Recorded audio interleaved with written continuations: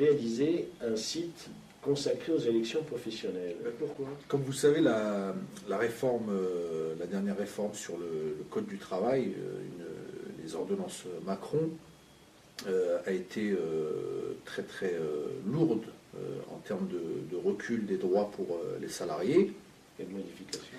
Et donc il y a eu beaucoup de modifications au niveau du Code du travail où la philosophie générale de cette loi, c'est d'encourager les accords d'entreprise, sous-entendu d'encourager le dumping social dans les entreprises au lieu d'avoir un cadre commun qui est le cadre de la convention collective et une convention collective qui protège l'ensemble des salariés. La fédération a réagi très très rapidement, d'abord en participant évidemment à toutes les mobilisations contre ces ordonnances.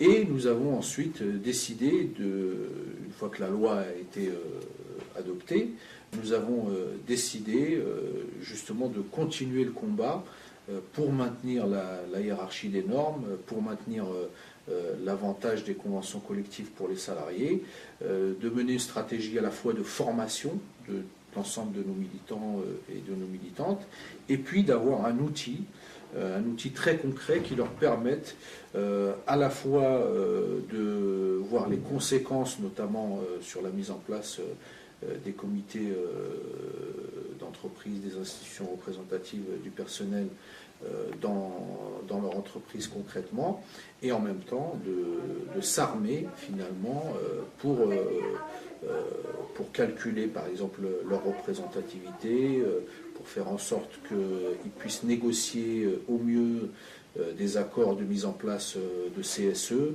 et pour anticiper aussi toutes les évolutions de cette... Aider les syndicats à préparer les élections professionnelles, à établir les listes, et j'imagine que ce n'est pas uniquement utilisable par les syndicats de la fédération. Justement, le site qu'on a mis en place, il est destiné finalement à toutes les organisations de la CGT qui le veuillent, en respectant bien entendu leurs particularités. C'est un système d'adhésion, c'est-à-dire que s'ils en veulent, il est mis à leur disposition. L'objectif de ce site, c'est à la fois d'outiller les syndicats, d'outiller par exemple sur la constitution de listes électorales, c'est de leur mettre à disposition un calculateur, c'est de pouvoir calculer la représentativité, et ces trois éléments-là servent aussi finalement à la fédération. Ça nous permet d'être sûr d'abord qu'il y a un outil qui est efficace pour les syndicats, quand on veut par exemple mettre en place un protocole préélectoral ou un accord CSE, eh bien, on a mis en place sur ce site des modèles, un modèle d'accord CSE, des modèles d'accord de protocole. Ça leur permet de tester dès le départ la constitution. Ça leur permet de tester dès le départ via le simulateur, par exemple, d'une constitution de liste électorale.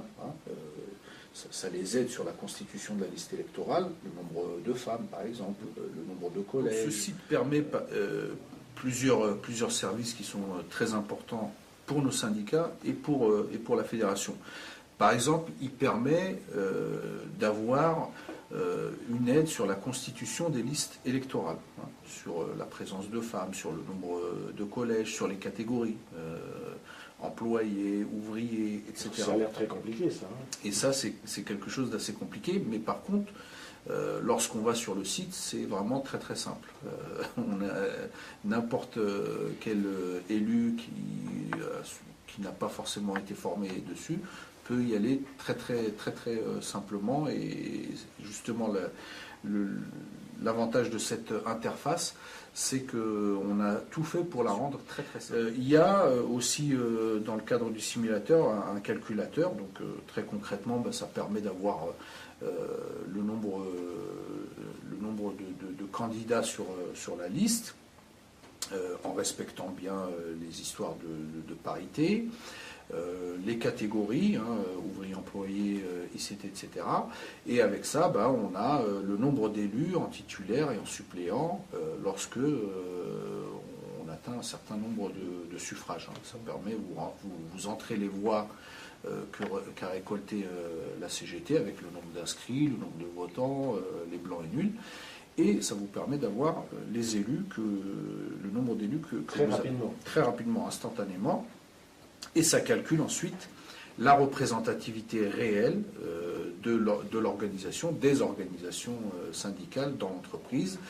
Là, c'est très précieux, c'est un élément très précieux pour nous, puisque grâce à ça, on a une base de données globale qui nous permet, là aussi, dès que l'élection a lieu dans ces entreprises-là, d'avoir une représentativité sur notre champ fédéral. Donc c'est là que c'est important pour aussi les autres organisations syndicales, donc les autres fédérations, c'est que chacun va pouvoir gérer en quelque sorte son champ et connaître quasi en temps réel, dès que l'élection a lieu, sa représentativité sur son champ, un outil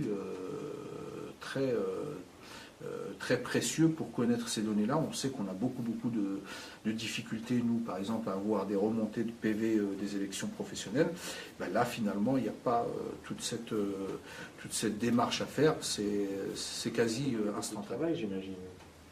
Ça a demandé pas mal de mois de travail, d'échanges, et donc chaque fois, enfin, il y a des évolutions à amener. La difficulté avec cet outil-là, c'est qu'en même temps, on avait une nouvelle loi qui arrivait et qui chamboulait complètement le champ des institutions représentatives du personnel, puisqu'on passe de trois institutions représentatives du personnel à une seule, plus un CSSCT. Donc il a fallu adapter aussi. Tout ça a été actualisé alors. Et tout est actualisé. On est dans la configuration CSE, CSE, voire ce que nous on combat, conseil d'entreprise, s'il y en a malheureusement qui vont sur ce domaine-là, mais évidemment on le conseille absolument pas pour nous c'est dans la configuration des ordonnances actuelles, des lois actuelles. Et si demain il y avait des évolutions, cet outil-là il est évolutif, donc il permettra d'apporter des adaptations. On a encore plein d'idées pour l'alimenter, l'enrichir. Ah oui, c'est un site qui peut donc évoluer. Il est évolutif et on y tient. Et donc on a des idées sur, par exemple, l'autre déclinaison qui est... on a actuellement les institutions représentatives du personnel et le CSE, et l'autre déclinaison, l'autre gène de la CGT, c'est aussi la mobilisation. Donc par exemple, à partir des éléments qu'on a sur notre implantation, notre représentativité, on souhaite nous développer toute la partie carte de France, par exemple numérique, sur notre implantation et sur le manque d'implantation dans les entreprises où on n'est pas. Et ça nous permet aussi d'avoir, par exemple, l'état lorsqu'il y a une mobilisation, l'état réel des appels à la mobilisation via cette carte de France. Ça permet ensuite d'avoir les formes de mobilisation qu'il peut y avoir sur ces différents sites. Et puis derrière, éventuellement aussi, de force qu'il y a eu autour de ces mobilisations. Donc on a plein d'idées là-dessus encore. Donc c'est pas seulement en développement. C'est pas seulement un outil technique, c'est un outil syndical. C'est un vrai outil syndical. C'est même pas un outil syndical du futur. C'est pas le syndicalisme 4.0 du futur. C'est le syndicalisme 4.0 du présent. C'est vraiment aujourd'hui, on ne peut pas se passer de plateforme numérique. Je crois que le présent et l'avenir passent par là. Et on l'a vu d'ailleurs sur différentes mobilisations, la dernière étant celle qu'on vit actuellement, mais il y en a eu d'autres, la bataille sur les lois El Khomri, part d'un réseau numérique et puis de plateformes numériques. Elle part de là, hein, il y a une pétition, etc. Donc l'outil qu'on a, bien sûr, il est institutionnel, il vise à apporter des éléments très concrets en termes d'aide juridique, en termes de calcul de la représentativité et de son rapport de force, mais en même temps, il y a tout un développement sur les autres formes de rapport de force qui sont dans les gènes de la CGT. Et donc on est en train de réfléchir et de travailler là-dessus.